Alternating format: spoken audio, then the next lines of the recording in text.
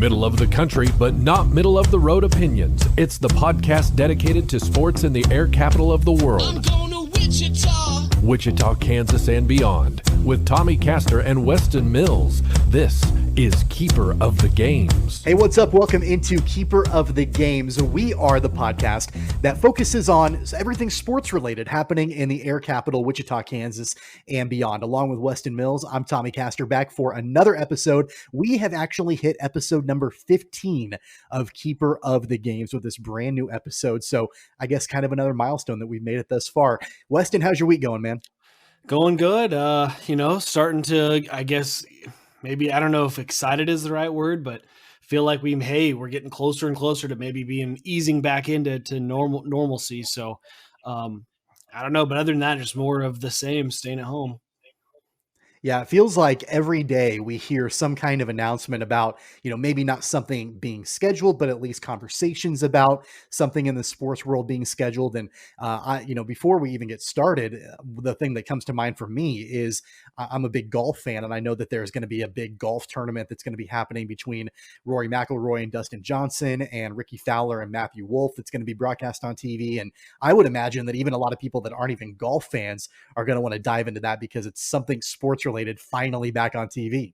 I'd be in for gambling on that. I know there was the only golf thing that I had heard about was, doesn't Peyton and Tom Brady have something coming up with Tiger and Phil, or did I miss that?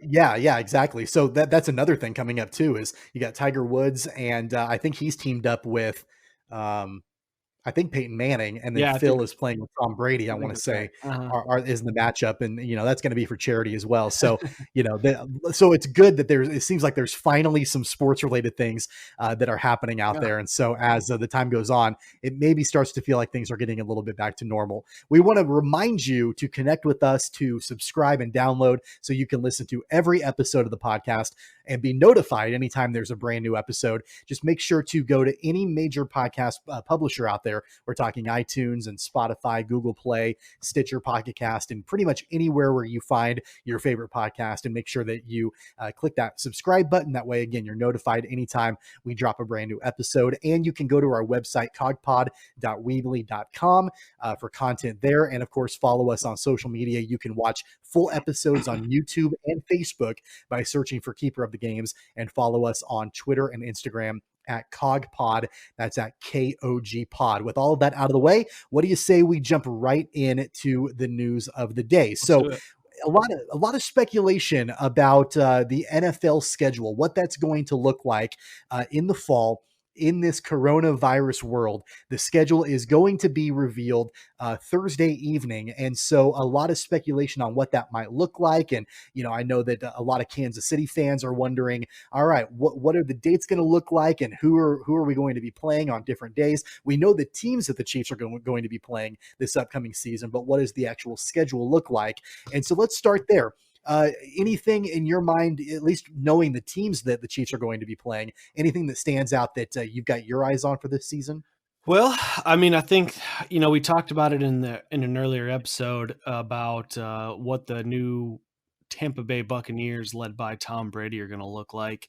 And I think that'll be an exciting matchup. Again, I think there's going to be a lot of talk about that possibly being a Super Bowl preview. I think it'll be very curious to see when we play them. A lot of times when you kind of move a lot of pieces into an organization all at once, you got a new quarterback, they're bringing in Rob Gronkowski, who will obviously be a big pick. They had a couple draft picks that are going to contribute right away. So there's a lot of meshing that's going on. So whether the Chiefs play them somewhere in week 1 through 4 or somewhere in the back half of the schedule, I think could make a big difference, whether we play them at Arrowhead or in Tampa Bay. Well, and they've released, is it home against Tampa Bay? I think that's right. Yeah, I believe that's correct. Yeah. So, and I guess that'll be at Arrowhead, but then, is that certainly you'd think that would be a candidate to be a primetime game, whether it's Sunday Night Football, Monday Night Football, Thursday, maybe to kick off the season. Something like that would be interesting. But that was the game that jumped off the page right off the bat to me. But other than that, of course, we know about the divisional games. So those are always, again, I guess to that end, maybe when we're playing certain teams, I think makes a big difference to me. Again, kind of with the same analysis I had on Tampa Bay, whether we're playing Justin Herbert in the Los Angeles Chargers in the beginning of the season when he's fresh, just learning the NFL, or if we're getting him twice in the back half.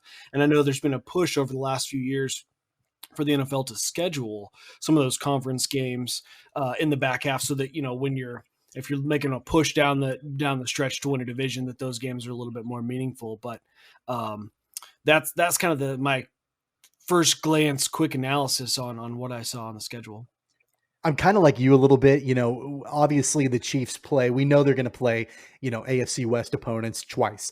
We know they're going to play, you know, obviously a handful of teams from the AFC, but I always like to see who the NFC opponents are for the Right. Chiefs, because they're teams that you don't always see Kansas City playing. And so obviously, you know, the Chiefs are playing the Buccaneers this season. They're playing the Falcons this season, you know, and so taking a look at what other conference teams the Chiefs are going to match up against, that's always kind of exciting to me.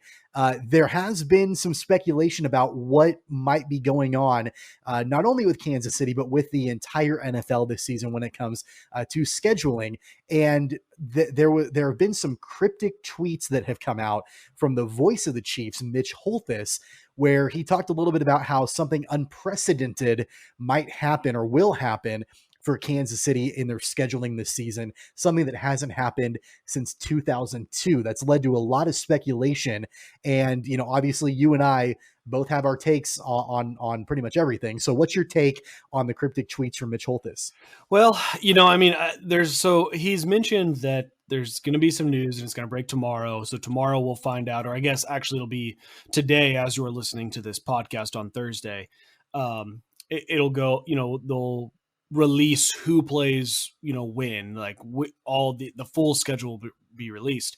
So there's been a lot of speculation because he mentioned that something's going to happen for the first time since 2002, that quite possibly there could be some issues of realignment going on, that was the last time some of the divisions were switched around. I can't remember I think it was 2002 when Seattle left the AFC West, or it might have been before that, but that's what I think.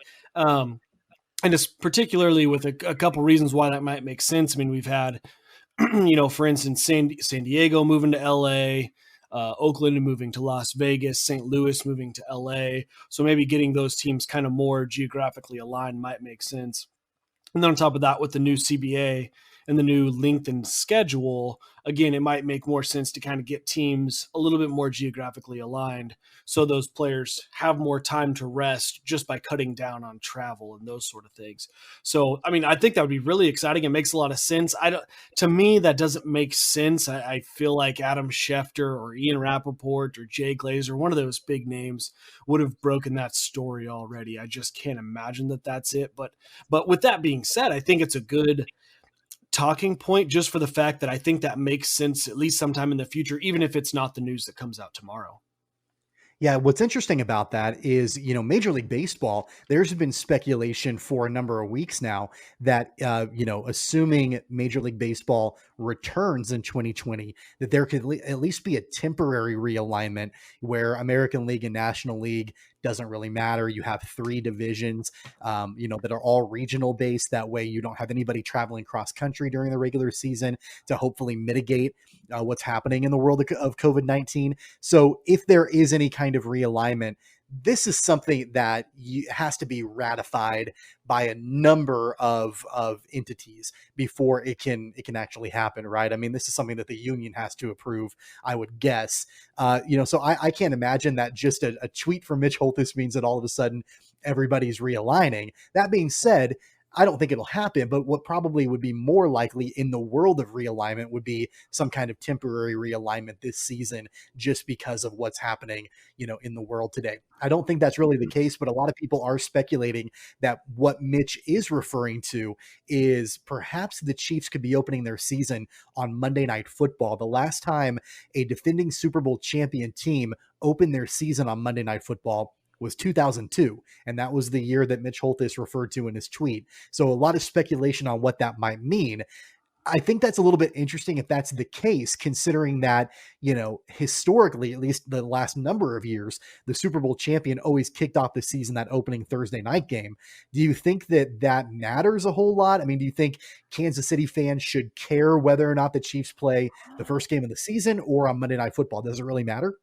No, I don't know. I don't think so. And I feel like not only that, other than, you know what, and maybe to that point, I do feel like the very first game of the year always feels extra exciting.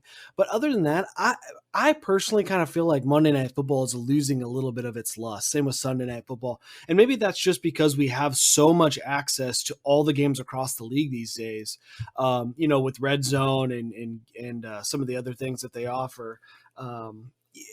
It just doesn't, to me, is not quite as exciting as it used to be. But, with that being said, of course, Super Bowl champs, having a primetime game, I think that should be week one. But to me, I don't think Thursday or Monday makes a whole lot of difference. Well, I kind of agree with you when it comes to Monday Night Football. I mean, obviously, it's well documented the decline of that franchise, where before that was the marquee primetime game of the week. And then, now Sunday Night Football is the marquee game of the week. And really everything, really started to go downhill when Monday Night Football left ABC to go to ESPN. And then, we can talk all day long about the lackluster broadcasting on Monday Night Football, especially once John Gruden left the booth, and really what that looks like now. And the fact that Monday Night Football has, they have taken big swings at some big time people to come in and be the color guy or the play-by-play guy, and they haven't found anybody to do that so far. So really for this season, other than Joe Tessitore and Booger McFarland, who they had last season, and they were widely criticized the entire season, they don't have really anybody else right now to do that. So I do think as far as the overall production of the game, it does feel, if I'm going to watch a football broadcast, I think out of all of them, the last one I'd want to watch is Monday Night Football right now, with the current team in place doing that. So, when I saw, there could be a chance the Chiefs open their season on Monday Night Football, I kind of thought they're the Super Bowl champs. Put them on a bigger stage. Put that on that opening night kickoff game or a Sunday Night Football or something in prime time that's not Monday Night Football. But again, that's just speculation. Mitch Holthus, is being pretty cryptic, and nobody exactly knows what he means. Yeah, I mean, you're definitely right. Booger stinks. The Monday Night broadcast is awful. I think, we're getting off on a tangent, I know, but I'll tell you the guy that they need to bring in is Nate Burleson. I don't know if you've watched any of his stuff. Nate Burleson is fantastic. The whole Good Morning Football show on the NFL Network is wonderful. You guys should definitely check that out if you get a chance. But Nate Burleson, I think, would fit in very well with what they're trying to do. But taking us back in the direction of the Chiefs schedule. First of all, I was mistaken. We have the Bucks on the road this year. I got that pulled up, but also the schedule as a whole, it's tough. I feel like we've had a tough schedule the last 5 years, and maybe that's coming from a biased Chiefs fan where you always think we're getting the short end of the straw. But I mean, we're looking at, we got the playoff team in the Texans, we got the Patriots. I know the Jets stunk last year, but I actually think the Jets were a lot better team than their record showed last year, and I think they're an up-and-coming team. Then we're on the road at Baltimore, on the road at Buffalo. We've got Miami. That'll be fun to watch just for the young players, that they've got coming up to it, and I mean that's exciting to see him. New Orleans, of course, we know how good they are. I mean, they'll be a Super Bowl contender as well, and then again, like I said, at Tampa Bay. So it's a tough schedule. And I almost wonder, if we're looking at potentially repeating the same record that the Chiefs did last year, Pat missing games, but then this year you look at maybe a little tougher schedule. I don't know. It'll be interesting to see how it plays out. It's a little odd that it pretty much seems like the Chiefs are playing every team in the NFC South. Like It's kind of making a tour of that division for sure. The only thing on a side note that I want to have the final word on Booger McFarland. I've been in broadcasting for almost 20 years, and how that guy has a job on Monday Night Football of all institutions of football out there is just beyond me. I have no idea, why that happened or how that happened. The other thing I want to point out about the Chiefs schedule is that all the way back in March, the Royals announced a change to their schedule. And a lot of people were saying that it potentially it was to accommodate that opening night game for Kansas City on that Thursday night, and that'd be September 10th. And so a lot of people assume that that was why the Royals made that change, and I don't exactly know what the change was, if they maybe made a doubleheader on the Wednesday before or whatever they did, but they sort of vacated that area to accommodate and make room for the Chiefs, everybody assumed. So and who knows? I mean, schedules have been crazy the last couple of months anyway. Nobody knows exactly what's going on, and things are way up in the air. So really, nobody has any idea when Kansas City is going to be playing. And but one thing that I do think is really interesting about the overall NFL schedule, moving away from the Chiefs and more generally speaking about the entire NFL. So John Clayton, who is a longtime NFL reporter, spent a long time with ESPN. He has a report that says that the NFL schedule will have all NFC versus AFC games for the first 4 weeks of the schedule. And the speculation behind that, and no confirmation that that's actually going to happen, but the speculation behind that is that with the coronavirus pandemic, if for some reason the NFL has to cancel the first month of the season, that they can do so, and they're only going to have non-conference games to cancel, and it won't impact any kind of division race or any sort of conference race for seeding, for the playoffs and that sort of thing. So that's the speculation. If for some reason the NFL's not ready to start their season on time, then the only games that will be canceled will be the ones that are non-conference games.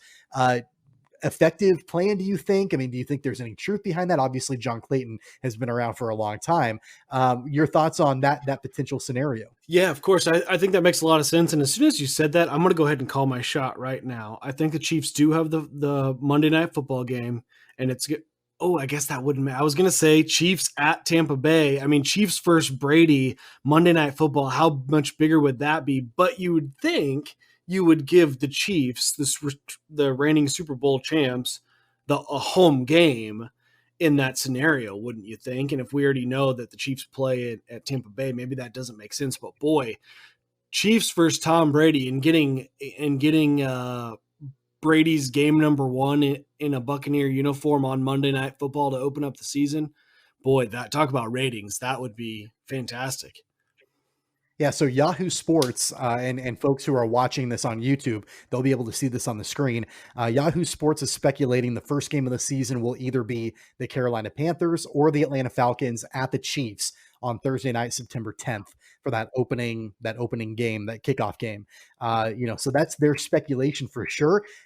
That's fine. I mean, the Falcons at the Chiefs, that's cool. I mean, I can watch that. It doesn't have the star power behind Chiefs at Buccaneers. But at the same time, it does make sense if the NFL wants to go that direction to try to at least mitigate any sort of issues that might have to happen to kick off the season. Yeah, really interesting that you basically have, I mean, I guess Mitch Holthus hasn't said that, we might have that Monday Night Football game, but the things he's tweeting is kind of insinuating that he might that we might have the Monday Night Football game, but then we have John Clayton on the other hand, who's basically saying, hey, the NFL kickoff will be the Chiefs. It'll just a matter of whether it's the Panthers or the Falcons playing them. So certainly, I think to your point that you just said is, until we hear it tomorrow, I don't think anyone really knows what's about to happen. And I guess there's always the chance too that Mitch Holthus is just trolling everybody. I mean, that could be the scenario also. Who knows? Yeah, it could be.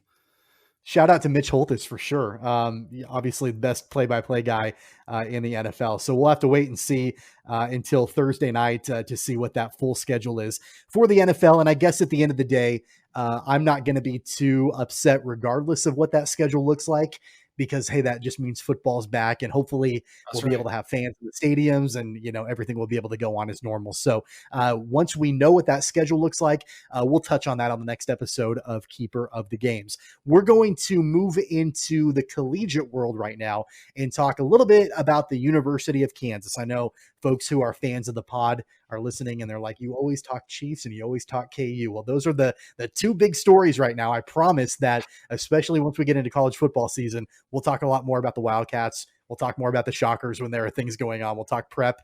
But right now it's Chiefs and KU. It kind of seems like are dominating the headlines for sure this time of year. So when it comes to the University of Kansas, a couple of different stories that we want to touch on, both of which are related to basketball. at KU. News broke just recently that the KU athletic department, they have actually lowered season ticket prices on Jayhawks men's basketball games for the very first time in 12 years since the 2008-2009 season. The lowest season ticket package last season was just under $1,000. This year, it's half that. It's $500 for the cheapest tier for season tickets for men's basketball.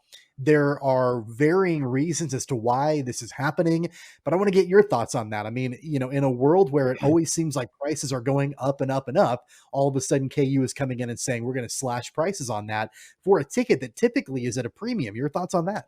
Yeah, I mean, if you look at the article or what was kind of put out by the University of Kansas, they're more or less suggesting that, with everything that's gone on with this pandemic, that this is going to help people, be able to afford and stay with their season tickets.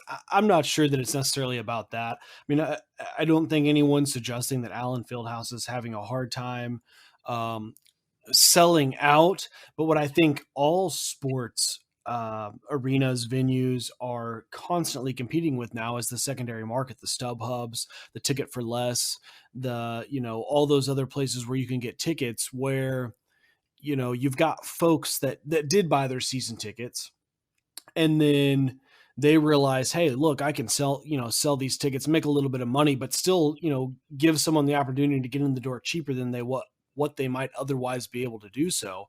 And, I mean, I really don't know without seeing the numbers, but I guess that would be my thought, is maybe that's kind of a way to combat that and say, hey, we want you to double down on buying from us and not buy from a third party. That's really the only thing that kind of makes sense to me.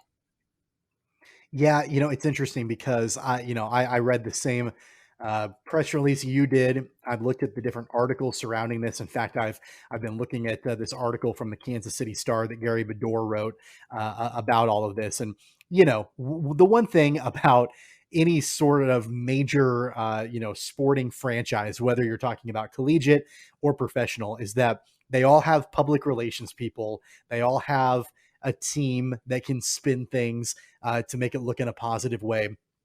And, I think, again, I'm always the guy, this about me. I'm always going to be skeptical on everything. I'm always going to look at something and be like, I'm not going to take that at face value. I think there's probably something else going on behind the scenes. And in this scenario, I think it's less of a situation where Jeff Long and the university are saying, why don't we try to make less money this year? I think it's an opportunity for them to try to garner some positive PR. To be honest with you, this last year was not a good year when it comes to Kansas basketball. And some of those issues continue today and will continue for quite a while.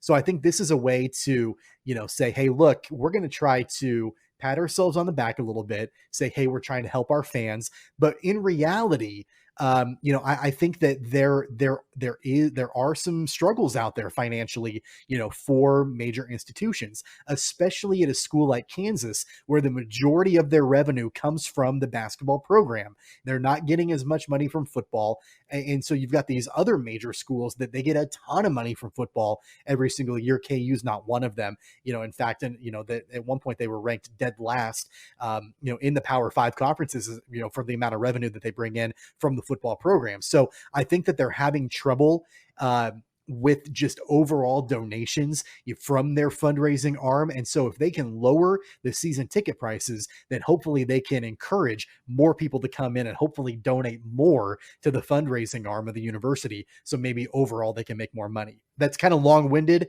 I think that might be part of it. Yeah, no, I mean, that's before I kind of realized where you were going with that. That's actually what the next thing that I was going to kind of talk about is, I mean, I think you're absolutely right. I think, they don't have, again, Allen Fieldhouse sells out 16,000, whatever number of seats it is now, night in and night out. Doesn't matter whether they're playing UC Santa Barbara or they're playing, Oklahoma or Texas or, any of the power Big 12 schools.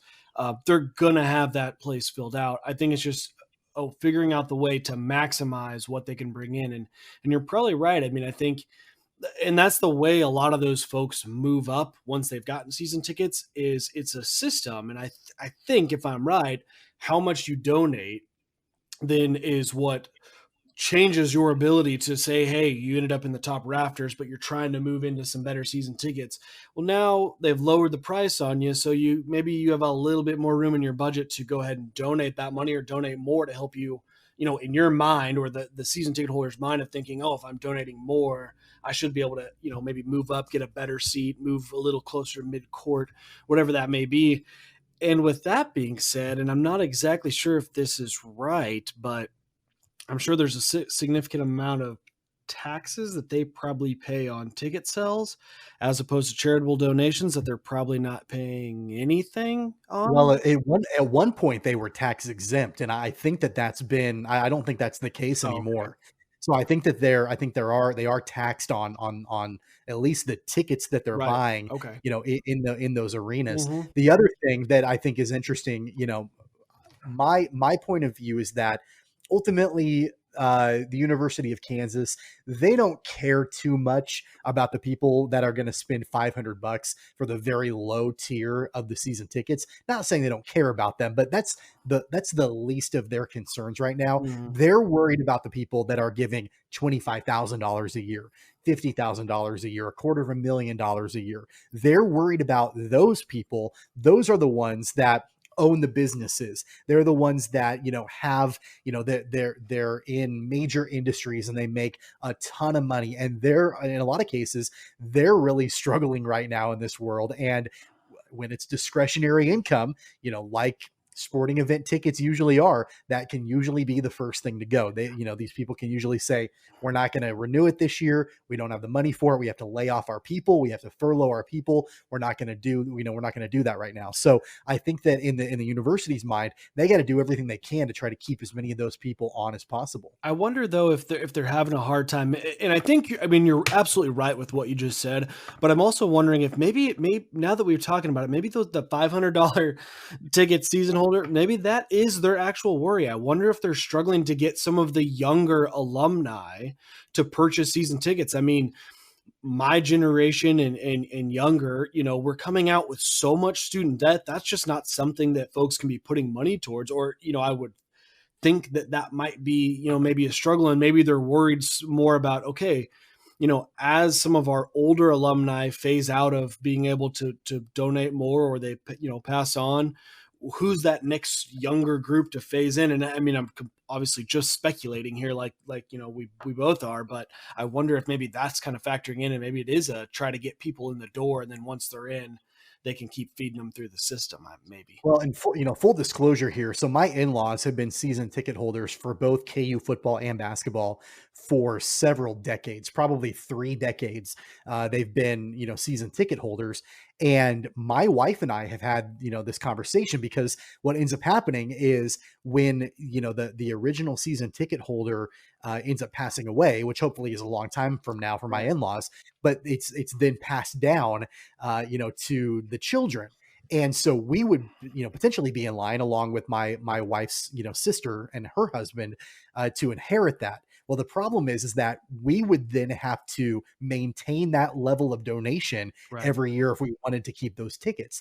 That's not something that, at least right now, or even in the next 10 years, financially, we're going to be able to do, or is even something that's a priority for us right now. And so, I think that's an issue too, when you have these, in some cases, this good old boy system of, people from 30 years ago that have season tickets, and they've worked really hard, like you mentioned a few minutes ago, from going from the upper deck, down to the lower level, and then from, the baseline to mid court. And, they've really, every year they're getting a little bit better and better and better. Well, then all of a sudden they pass away, and then what happens to them? That all that work goes away. And so I think that system certainly has flaws for sure. And especially when you're catering to big money donors, not only do these people have big money, but they also have a big risk at the same time in a lot of cases with their industries, where they could easily say, look, we can't do it this year, we got to get out. The other question that I have in my mind with this season specifically is, how many people, right or wrong, how many people do you think are really going to want to cram into Allen Fieldhouse especially right now when there's a lot of unknowns with what's happening. And one thing about Allen Fieldhouse, you're shoulder to shoulder with people. Yep. There's no way. I mean, unless they start limiting people walking in, it's really hard to maintain social distance in that building. How many people are going to want to cram into that building to watch basketball when they could just watch it at home? Yeah. I mean, it's to be able to predict what the sporting world is going to look like over the next 6 to 10 months is, going to be incredible to see how this plays out. I mean, we're, as we've said 100 times already since we've started this podcast, we're in uncharted territory, and you're right. It will be interesting, and that may very well factor into all this. I guess the good news, though, is that if you've been wanting to have season tickets for Kansas basketball, but you've never been able to afford it, maybe now you're going to be able to.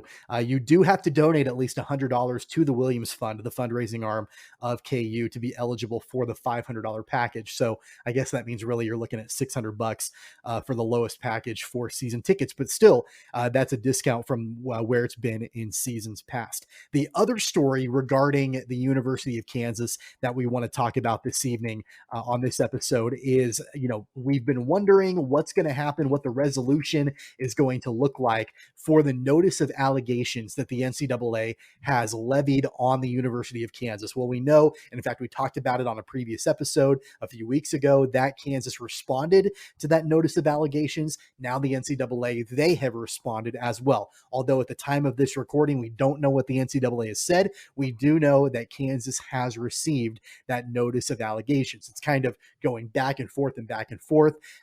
You're more, you're an attorney, so you're a little bit more well-versed in at least the legal world than I am. Is there going to be a resolution, or is it going to be these two entities going back and forth and just sending each other letters forever?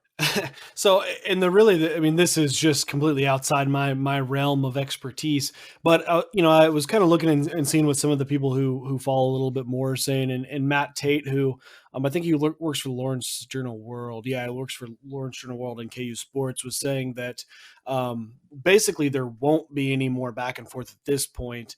The next steps, they'll schedule a hearing in front of the I don't know if it's a NCAA board. You'd think it'd be some sort of third party board or arbiter. I'm not sure about that. And then basically a decision is made.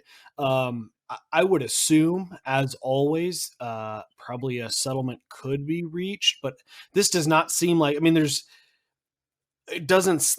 not really give or take. I mean, KU saying we didn't do it. They're saying you did, or at least they're saying we didn't do it the way you're saying we did it. I don't see where any middle ground is. I think that someone's going to have to make a decision on, yes, this stuff stands, or yes, this stands, but it'll be reduced, or, no, none of this is what the NCAA said it was, and we're going to remove it all. But I think that's where we're headed. And I haven't really seen a timeline on when a decision would be made. Obviously, once we get a date of when a hearing is set, then you'll probably know a lot more from there. Yeah. So according to, Sports Illustrated, and they they have a report from Seth Davis from CBS Sports. It looks like potentially the case could totally be completed by the beginning of this upcoming season. So sometime before the start of the 2020 to 2021 basketball season. The question is going to be, what is that outcome going to look like? Are we looking at major penalties for Kansas? Are we looking at a postseason ban? Are we looking at, recruiting restrictions? Are we looking at suspensions of Bill Self and Curtis Townsend, one of his assistant coaches? What exactly are we looking at here, for the university? And so there's speculation, and there always will be speculation, nothing really concrete at this point. And really, I don't know if I have any inclination on really what that might be. I have no idea what the NCAA is going to do. Yeah, I feel like I could argue either way of what I think is going to happen. At times I kind of think, the NCAA, they want to put on a tough front, but ultimately they don't want to lose their star power, and really their star power being, in a blue blood program like Kansas. Bill Self obviously being a big name, that hurts the brand. But on the other hand, I feel like I could also argue the NCAA has been embarrassed they have been embarrassed throughout this process. I mean, whether it's Kansas just absolutely saying we're going to hammer back on this and they're, we're not taking what you're saying seriously, or I don't know if you've caught the HBO documentary with the fellow who got arrested by the FBI. Christian Dawkins. Yes, Christian Yeah. Dawkins. That's right. Great documentary. Watch that, and my God, again, NCAA just got drugged through that whole thing. Yeah. Like, couldn't have came out looking any worse. The FBI probably looked the worst of all of that. But I never thought that I would actually be rooting for someone like Christian Dawkins. I know. And by the end of that documentary, I was like, why did this guy get in trouble? He didn't do anything. Now, obviously, it was presented only from his point of view. Right. But I agree with you. He, in that documentary, they made the NCAA and the FBI look really bad. Yeah, but I mean, and so in particularly in that documentary, I think the biggest thing that made the NCAA look the most foolish of all is, the whole thing with Sean Miller when they suspended Sean Miller, head coach of Arizona. And then basically I may botch exactly how this played out, but more or less he appealed or didn't, but he's didn't back down and said, "Oh, this didn't happen." And then basically nothing happened to them after the NCAA put this big whole thing about how we've got the tapes, blah, blah, blah. And I guess that, and again, in correlation with what the FBI said, but then Christian Dawkins was like, "What are you talking?" Like, I absolutely had conversations. On the HBO documentary, they played the tapes of him having conversations with Sean Miller about paying DeAndre Ayton. I mean, so NCAA has just been absolutely embarrassed with all this. But then as I keep moving through my mind of where this is going to go, the third thing being, they're now moving to players being able to profit, and they've taken some bad PR on not letting guys get theirs, and the G League's coming up where they're going to start stealing some of those top players from the NCAA.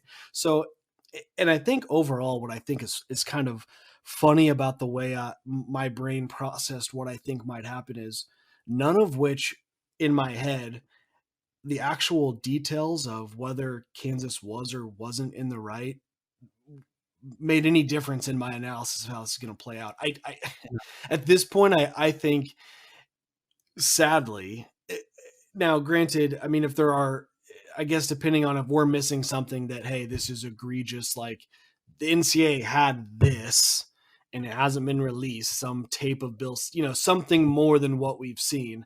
To me, I feel like the facts are going to be KU is going to stand by what they've said. The NCAA is going to stand by what they've said. So the actual letter of the NCAA law is not going to matter. And I think it's going to come down to what the NCAA wants to do with it.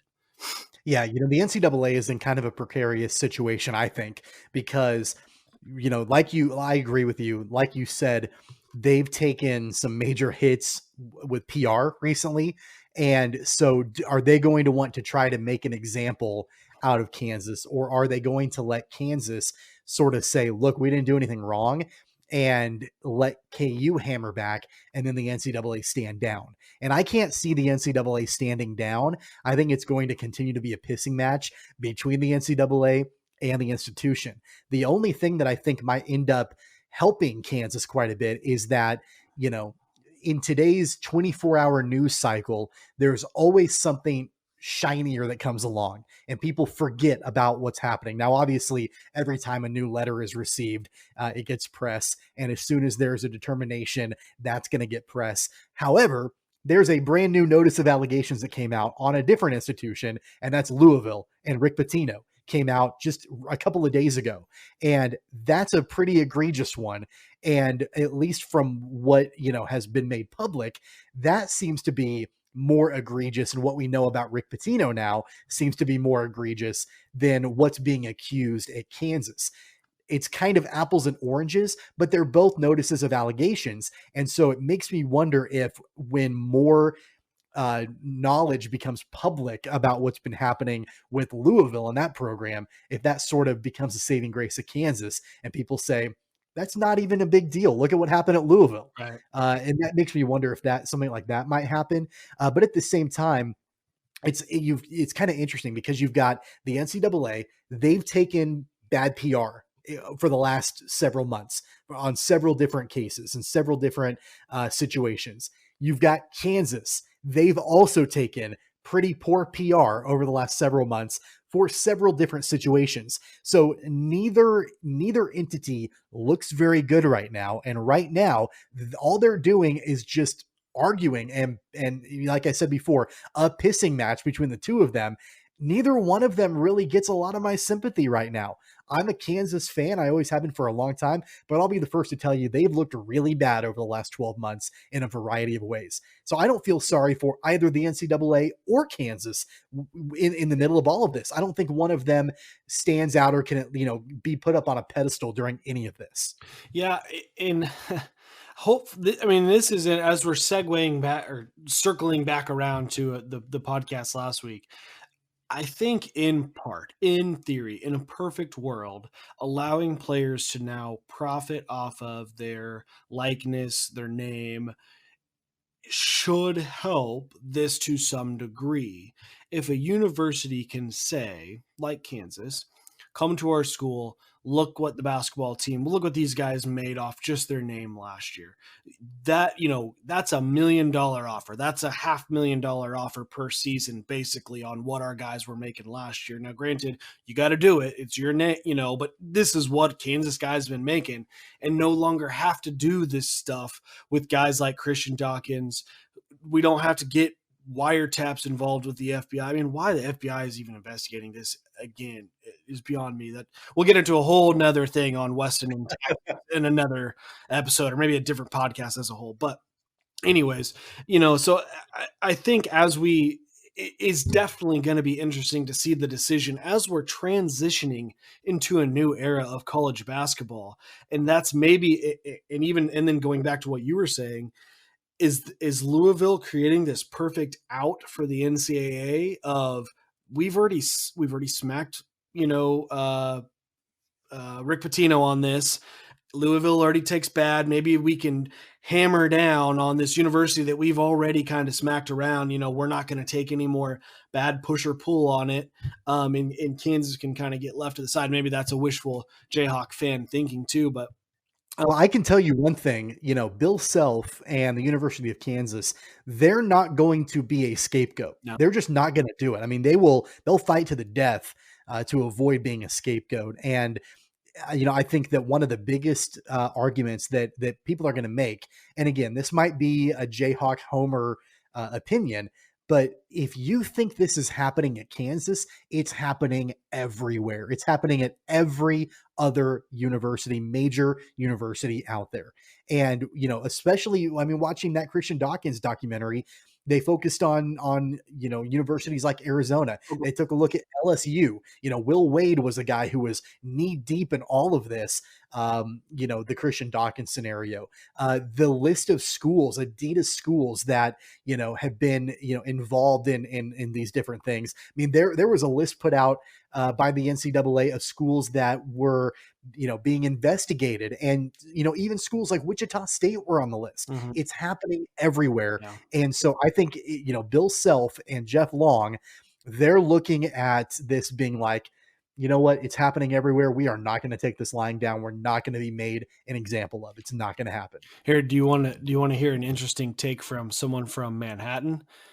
Sure. John Kurtz. I don't know if you're familiar with that name. He's the sports director at KMAN in Manhattan, Kansas. Tweeted, shout out to KMAN in Manhattan. That's right. He tweeted, this news of KU hoops slashing season ticket price comes exactly 60 days after the KU formal response to NCAA allegations, meaning today is the final day of the window the NCAA had to reply to KU's response. Obviously could simply be COVID related, but an interesting coincidence.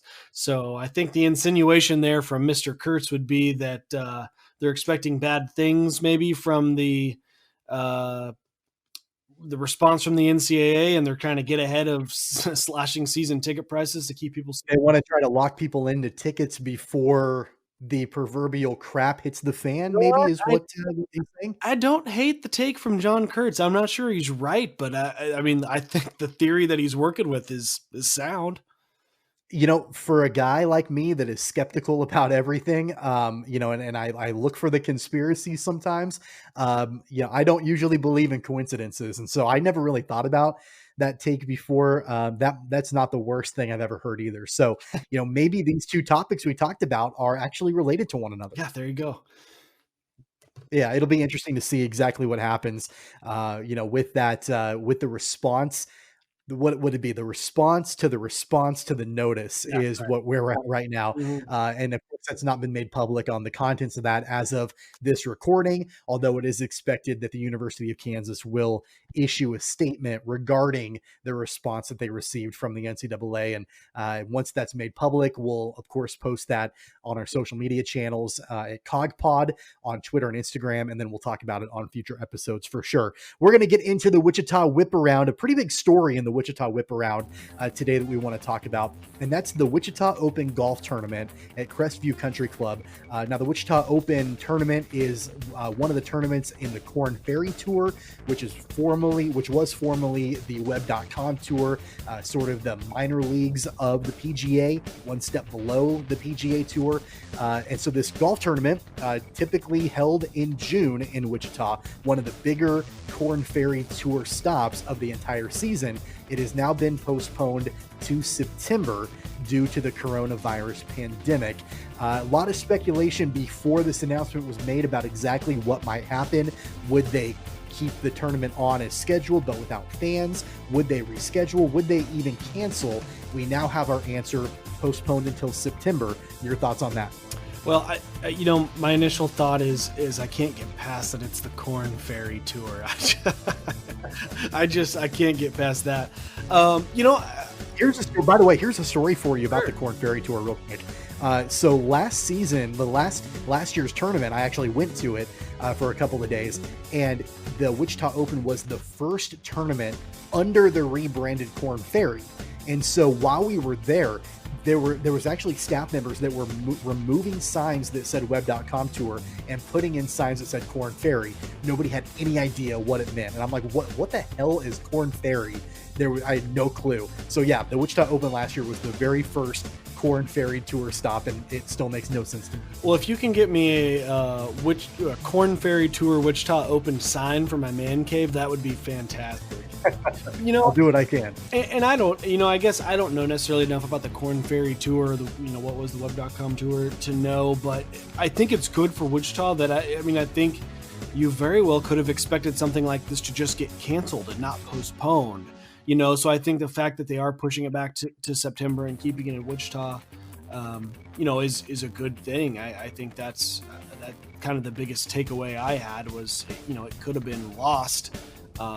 But maybe I'm wrong. Maybe the Korn Ferry is big enough that they're going to be able to keep all their events and just push them back to whenever they want to. But I think it's good that Wichita's going to keep it.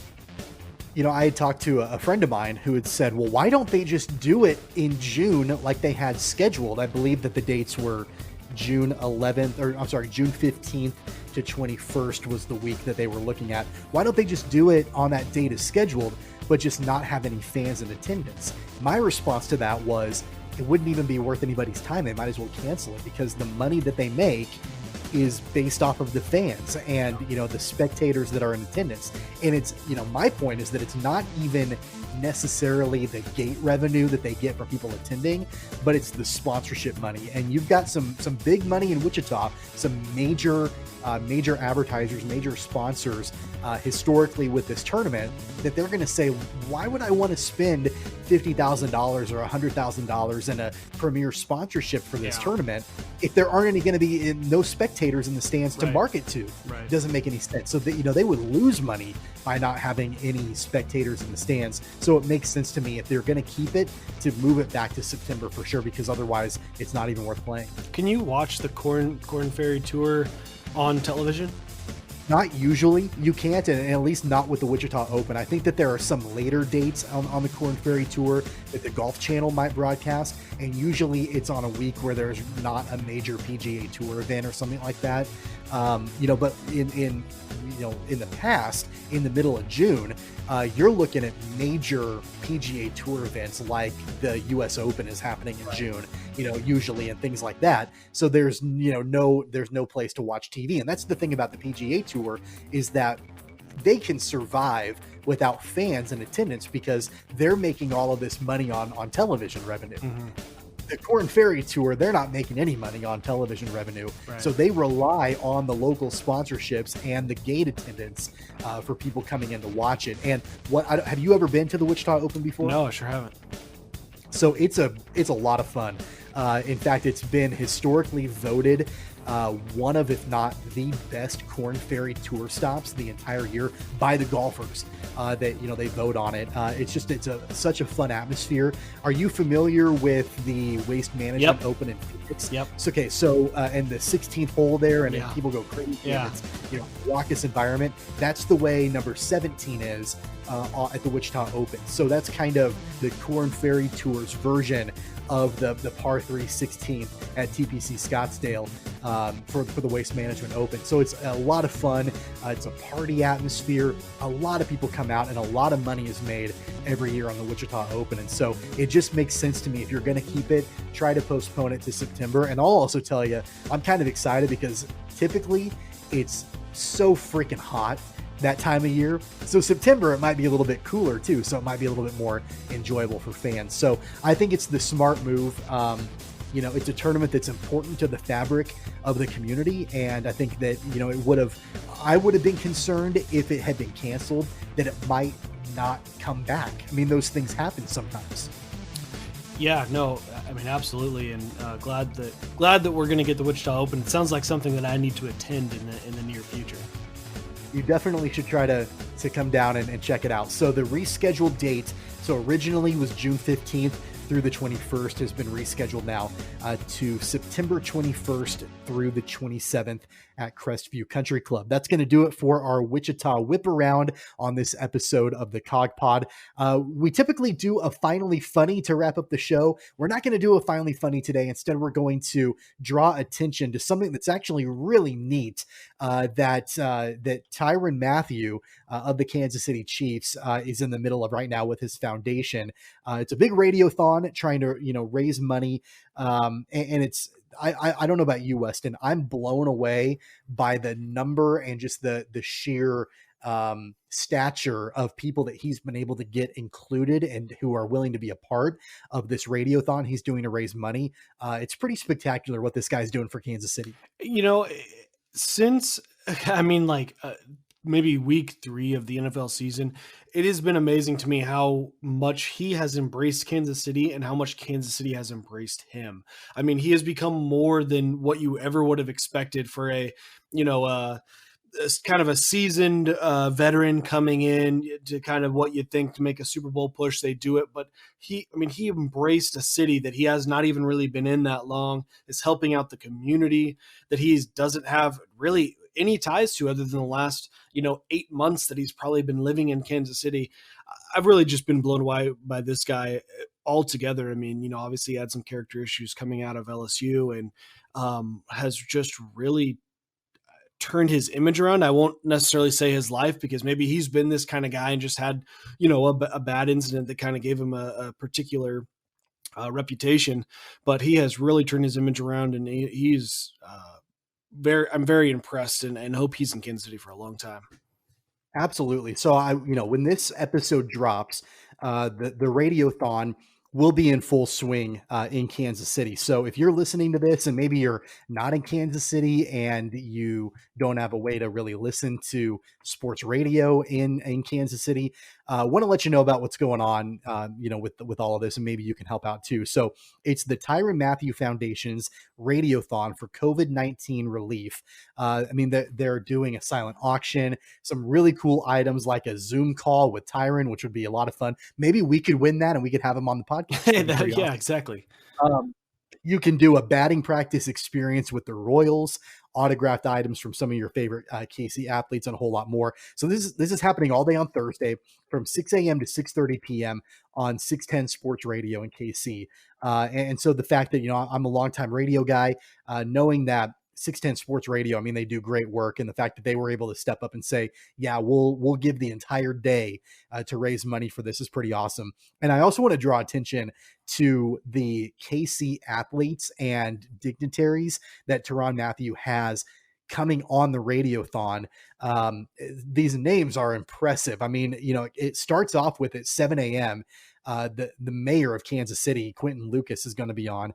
But then, he's got people like Christian McCaffrey, who's going to be on, Les Miles, Brett Veach, Whit Merrifield, LaShawn McCoy, Chris Harris, Andy Reid, Patrick Mahomes, Frank Clark, Travis Kelce, even Royals legend Brett Saberhagen is going to be on as well.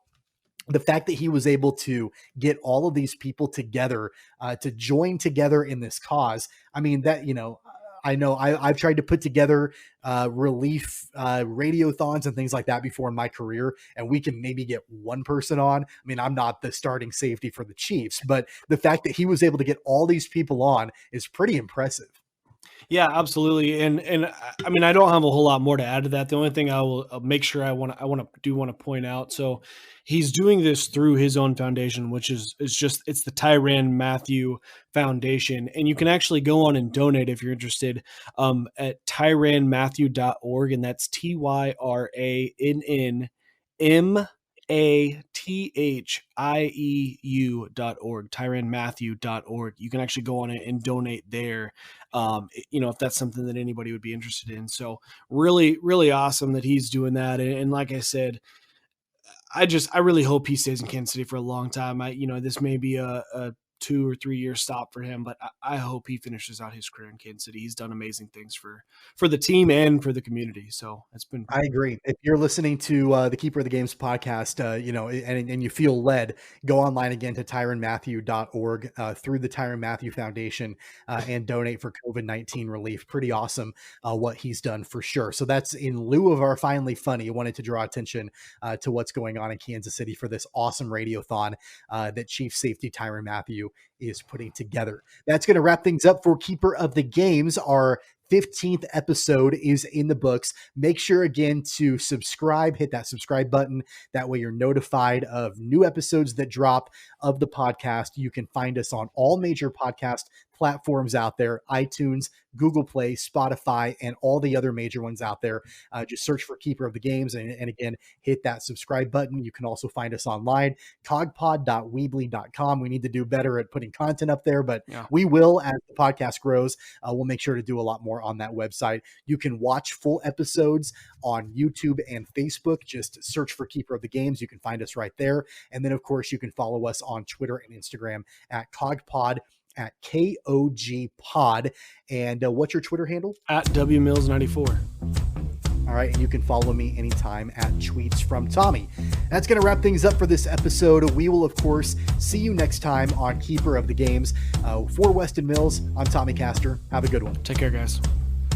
You've been listening to Keeper of the Games with Tommy Castor and Weston Mills. Don't forget to subscribe, download, and listen on all major podcast platforms like iTunes, Google Play, Spotify, Stitcher, and more.